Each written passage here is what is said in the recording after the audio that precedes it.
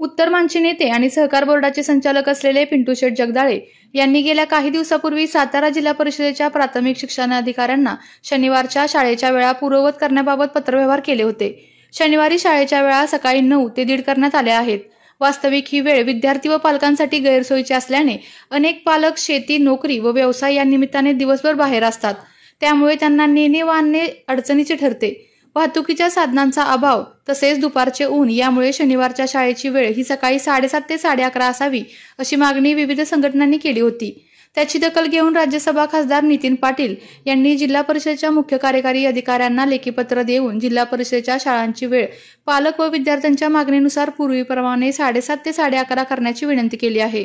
प्रकरण हे की आज महाराष्ट्रामध्ये किंवा आपण पूर्वपार आपण शनिवार जिल्हा परिषद शाळा ही शनिवारची सकाळची भरायची, पण आता इतर जिल्ह्यात समजा नगर असेल, पुणे असेल, शेजारी सांगली असेल, तर ह्या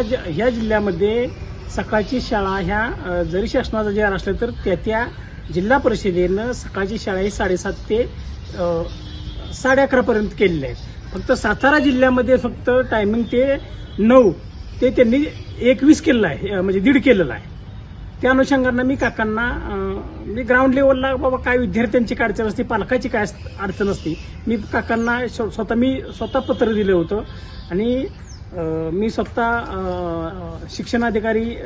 अनिस नायकवडे साहेबांना भेटलो आणि तो सगळा विषय काकांना काल मी समजून सांगितला। तर त्याबद्दल खासदारांनी नक्की काय पत्रव्यवहार केलेत आणि त्या अनुषंगानं काय त्याच्यावर कारवाई होईल असं वाटतंय? खासदार आदरणीय आमचे नेते आदरणीय नितीन काका पाटील यांनी आपल्या सातारा जिल्हा परिषदेच्या मुख्य कार्यकारी अधिकारी नागराजन मॅडम यांना ही पत्रव्यवहार केलाय आणि स्वतः त्यांनी शिक्षणाधिकाऱ्यांना सूचना दिल्या आहेत की ती शाळेचं बदल हे 7:30चे जे रूढी परंपरेनुसार जे शाळेचं बदल आहे तो तसाच राहू द्या, म्हणजे 7:30 ते 11:30 असं काकांनी काल फोन करून त्यांना सांगितलंय आणि आमची मागणी आहे की पुढल्या आठवड्यात ती कारवाई जिल्हा परिषदेनं करावी ही आमची मागणी आहे। टायमिंग तुम्ही म्हणताय की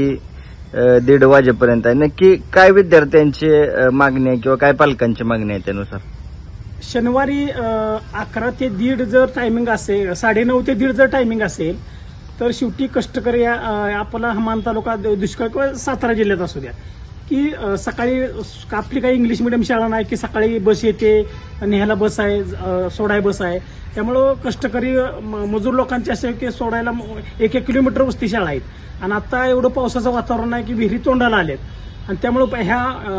आज मान तालुक्यामध्ये तुम्ही बघितलं मारडेला घटना घडली, परवाशी आस्तनपूरला घडली, त्या दिवशी पांगरीला लहान लहान मुलं विहिरी तोंडाला आले, ते 1:30 वाजता शाळा सुटली की त्यांना वाटतं ऊन लागले की त्यांना काय कळत नाही ना, त्यामुळे ते विहिरीजवळ जात असतात आणि ती परवा दिवशी सुद्धा आस्तनपूरला असा प्रकार घडला आणि ही सुद्धा गोष्ट मी काकांच्या कानावर घातली। आणि शेवटी सकाळी जर शाळा भरवली आपण तर शेवटी सकाळी शाळा भरवल्यानंतर विद्यार्थी सकाळी लवकर उठल्यानंतर शाळेमध्ये तुमचा योगा शिक्षक करून घेत असतात,